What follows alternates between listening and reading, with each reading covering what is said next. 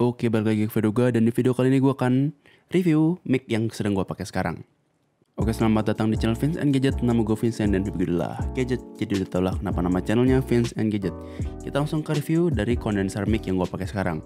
Kondenser mic yang gue pakai sekarang adalah Maono AU04T. Buat yang nggak tahu Maono, sebenarnya Maono dulu sempat pernah kontak gue untuk menawarkan produknya untuk di-review, bantu di-review. Gue itu beli yang lavalier mic yang dual, bisa nonton reviewnya di sini. Gue akuin waktu barangnya datang memang kualitas barangnya gue bisa bilang di review sendiri itu harganya mungkin sedikit lebih mahal dari Boya, tapi secara kelengkapan barang itu lebih lengkap kayak cadangan baterai dan lain-lain.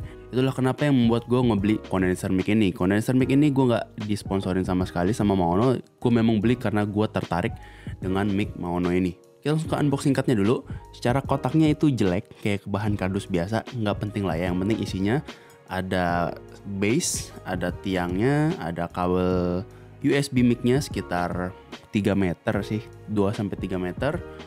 Clamp mic-nya, biar mic-nya shock absorbernya, jadi nggak keganggu. Sama ada mic-nya itu sendiri. Sama ada lagi foam yang bisa ditaruh di sini untuk ngindarin suara itu, sama filter, pop filter. Oh ya, namanya pop filter, bisa yang ditaruh di sini, sama bisa yang ditaruh di bundaran di depan sini. Sekarang gue nggak pakai karena memang agak makan tempat, dan kayaknya suara yang gue keluarin nggak terlalu banyak popnya, nggak banyak nya, jadi gue nggak pakai.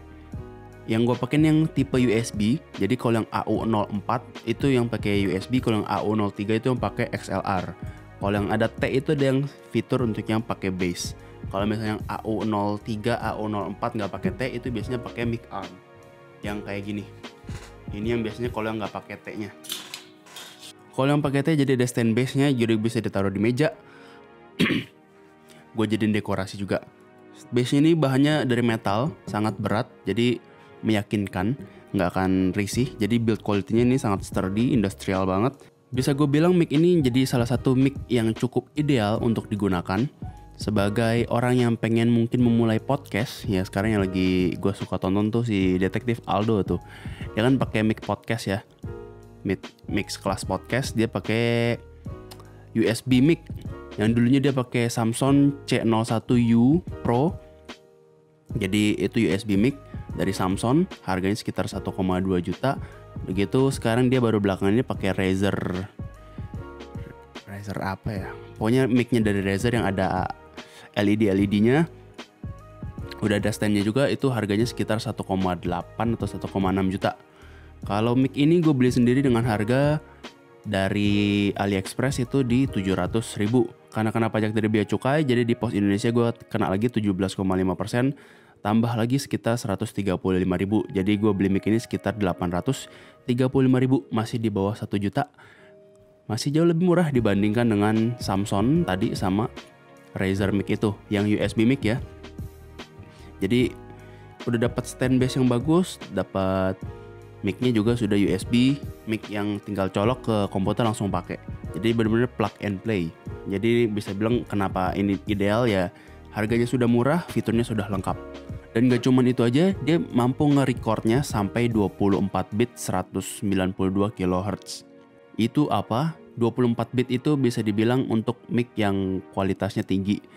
Jadi ada 8 bit, ada 16 bit, ada 24 bit. Rata-rata kalau misalnya kita dengerin kalau vokal kayak gini kayaknya 16 bit aja cukup. Tapi kalau misalnya lu pengen ngedengerin atau pengen jadi penyanyi, ngerekam butuh yang 24 bit untuk suara yang lebih detail. 24 bit sama 16 bit tuh bedanya apa? Mungkin kalau didefinisikan kayak lu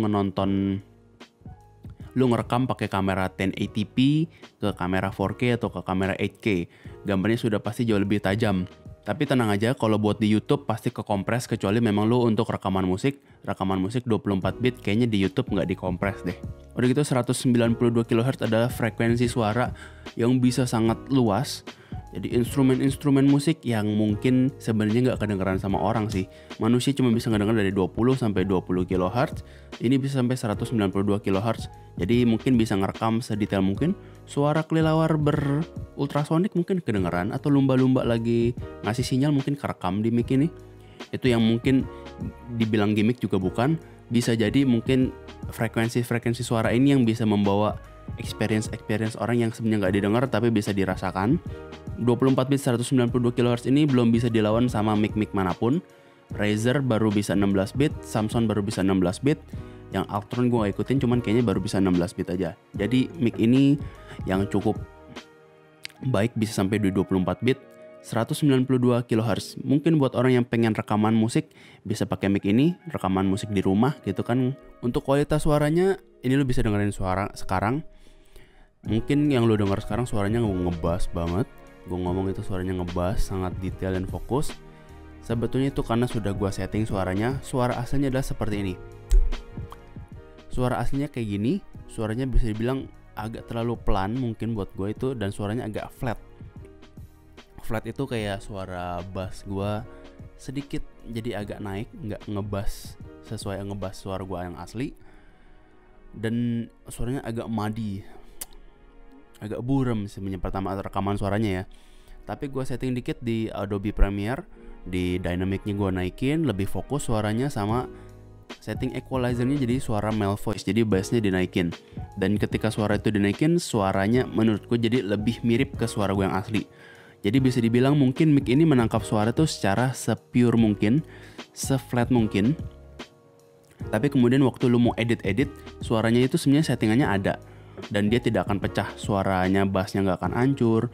Gue mau bikin fokus suara apapun itu tetap bisa. Cuman kalau bisa dibilang mau mencari kelemahannya adalah jarak dan audio gain. Jadi gue udah setting virtual amp-nya atau mungkin gain-nya di komputer ini 100%. Dan gue kalau misalnya ngomong dari jarak segini, ini gue rasa suaranya udah gak terlalu kedengeran. Walaupun jaraknya cuma mungkin 1,5 jengkal. Jadi gue mesti ngomong sesedekat ini baru bisa suaranya cukup terdengar jelas. Kalau dari jauh itu gue lihat di rekamannya Audacity udah gak kedengeran sama sekali. Jadi menurut gue mic ini kurang sensitif, mesti bener-bener deket. Tapi buat lo yang mungkin lagi bikin YouTube reaction butuh mic yang deket, atau mungkin emang lagi mau rekaman musik, ini gak menjadi isu sama sekali. Karena memang ya kan gak ada yang ngeliatin lo kan lagi ngomong di depan sini. Atau enggak memang YouTube reaction kan ya mic ini sebagai salah satu dekor gitu ya. Oke, gue rasa video kali ini cukup. Like video ini kalau suka, dislike kalau gak suka. Share ke teman-teman yang lagi cari mic podcast. Gue rasa ini mic yang cukup ideal. Cuman sangat sayang saja belum dijual, belum ada distributor resmi di Indonesia. Jadi harganya tuh masih gak jelas. Kalau masih ada pertanyaan terkait produk ini yang belum kejawab di video, boleh komen di bawah. Kalau misalnya suka video-video dari channel yang gue buat, boleh bantu subscribe atau beli barang dari affiliate link yang gue taruh di deskripsi. Gue Vincent, thank you for watching. Sampai ketemu di video selanjutnya.